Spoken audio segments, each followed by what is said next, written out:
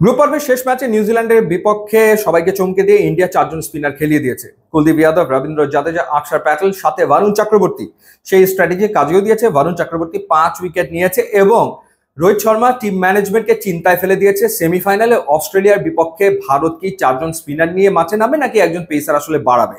নিউজিল্যান্ডের বিপক্ষে হার্দিক পান্ডিয়া এবং মোহাম্মদ শামি ছিল, সাথে 4 স্পিনার। এখন এই জায়গাটাতে তারা কোনো পরিবর্তন করবে কিনা, আর্শদীপকে তারা ফিরিয়ে আনবে কিনা, মোহাম্মদ শামিকে তারা ড্রপ করবে কিনা, নাকি আসলে 4 স্পিনার এবং 2 পেসার অর্থাৎ শামি এবং হার্দিক পান্ডিয়াকে নিয়ে তারা খেলতে নামবে।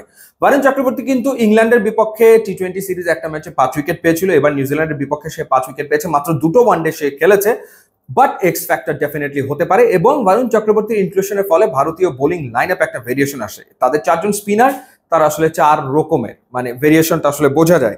এবং দুবাইয়ের কন্ডিশন, দুবাইয়ে যে 3টা ম্যাচ হয়েছে সেই 3টা ম্যাচে যেই ব্যাপারটা পরিলক্ষিত হয়েছে সেটা হচ্ছে যে ফার্স্ট ইনিংসে স্পিনারদের এভারেজ হচ্ছে 42.22, মানে একটা উইকেট পেতে তাদের 42 রান খরচা করতে হয়েছে এবং ইকোনমি রেট 4.81, মোটামুটি 5-এর কাছাকাছি। ইন্টারেস্টিং ব্যাপার, সেকেন্ড ইনিংসে গিয়ে এভারেজ নেমে এসছে 24.76, প্রায় 25 রানে একটা করে উইকেট এবং ইকোনমি রেট নেমেছে 4.18।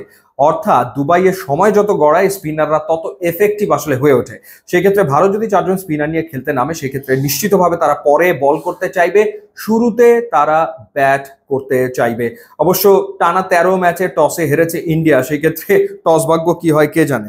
এখন কথা হচ্ছে যে অস্ট্রেলিয়া তাদের লাইন আপে কি করবে, কি ধরনের পরিবর্তন আনবে। ম্যাথিউ শট ইনজুরিতে পড়েছে এবং ম্যাথিউ শটের পরিবর্তে তারা ইমিডিয়েটলি দলে ডেকেছে কনলিকে। কনলি হচ্ছে left arm spinner plus allrounder, ব্যাটিংটা করতে পারে এবং একই সাথে লেফট আর্ম স্পিন করতে পারে।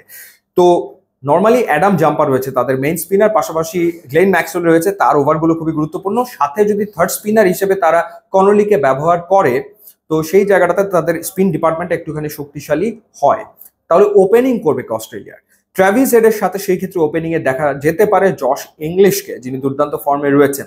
আর একটা ঘটনা ঘটতে পারে, সেটা হচ্ছে ম্যাকগার ফ্যাশারকে হয়তো খেলানো হতে পারে প্লেইং 11-এ। ট্র্যাভিস হেড এবং ম্যাকগার আইপিএল মাতানো 2 ক্রিকেটার, তারা ওপেনিং এ নামবেন এবং অস্ট্রেলিয়া হয়তো একজন ফাস্ট বোলার কমিয়ে কনলিকে খেলিয়ে ফেলবে।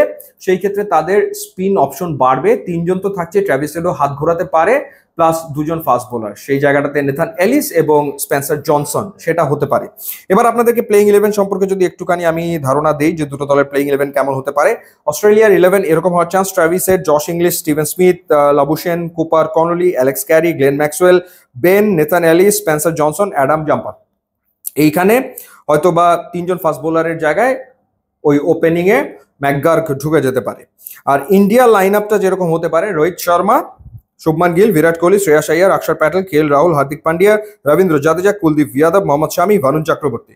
এখানে হয়তো মোহাম্মদ শামির জায়গায় আর্শদীপ সিং ঢুকে যেতে পারে।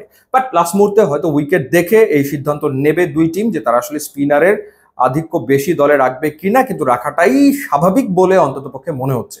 আপনার কাছে কি মনে হয় জানাবেন। ইউটিউব, ইনস্টাগ্রাম লিঙ্ক দেওয়া আছে, যোগ দিলে খুবই খুশি হবো। And thanks for watching.